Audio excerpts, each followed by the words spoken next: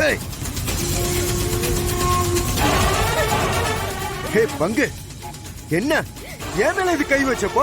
என்னையா பண்ணிட்டு இருக்க நீ? ஒரு குடும்பம் நடத்துற வீட்டுக்குள்ள வந்து கண்டபடி நடந்துட்டு இருக்க. உனக்கு கேவலமா இல்ல? ஏய் என்னையா கேவலம்? இவ யாரு? ஏன் பொண்டாட்டி. இவள நான் கைய புடிச்சு இழுப்பேன், கழுத்துல கூட மிதிப்பேன். அத கேட்க நீ யாரியா? வேணா, என் கூட வாக்குவாதம் பண்ணாத. ஒரு குடும்பம் நடத்துற வீடு, அதுவும் 4-5 பொம்பளை பிள்ளைங்க இருக்கிற வீடு, இங்க வந்து இப்படி பொறுக்கி மாதிரி நடந்துட்டு இருக்க. ஏய் வாய மூடியா, என்ன ஓவரா பேசுற? போலீஸ்னா பெரிய இவனா நீ? இது உன்னோட ஸ்டேஷன் இல்ல, வீடு. அவ ஏன் பொண்டாட்டி, அவ கூட நான் எப்படி வேணாலும் இருப்பேன். அதை தடுக்கிறதுக்கு உனக்கு கேவலமா இல்ல? யார் உங்களுக்கு பொண்டாட்டி? அத நான் சொல்லணும். இப்படி அருவருப்பா நடந்துகிட்டு பேச்சு வர பேசுறீங்களா?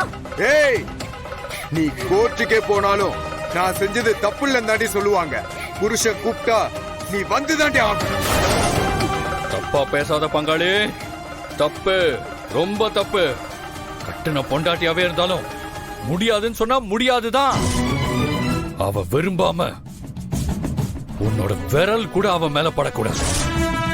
இல்ல ரத்னா, முதல்ல நீ உள்ள போ. என்ன என்கிட்ட வந்து சட்டம் பேசுறியா நீ?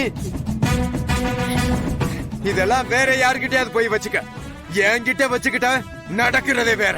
அடச்சி, வந்ததுல இருந்து தேவலாம் பேசுற உனக்கே வெக்கமா இல்ல? வேணாம் பங்காளி, உன்னோட அதுப்பெல்லாம் குடும்பத்துக்குள்ள காமிக்காத. இதுவே இது வீடு இல்லாம இருந்திருந்ததுன்னா வேற மாதிரி நடந்திருப்பேன் நானு. என்னத்தைய கிழிப்ப? உன்னோட அதிகாரம் என்கிட்ட செல்லாது.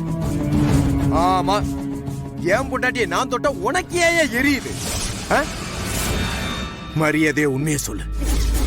உனக்கு இன்னும் இவ மேல ஒரு கண்ணு இருக்குல்ல? அதனாலதான் ஓம் பொண்டாட்டி வீட்டோட வந்து இருக்கலாம்னு சொன்னப்போ உடனே இந்த வீட்டுக்குள்ள வந்து உட்கார்ந்துட்ட. நீயே பிளான் பண்ணி காத்துக்கிட்டு இருக்கப்போ நான் அவளை தொட்ட உடனே உன்னால தாங்க முடியல, அப்படிதானே? என்ன பொழப்பியாது, மான கெட்ட பொழப்பு.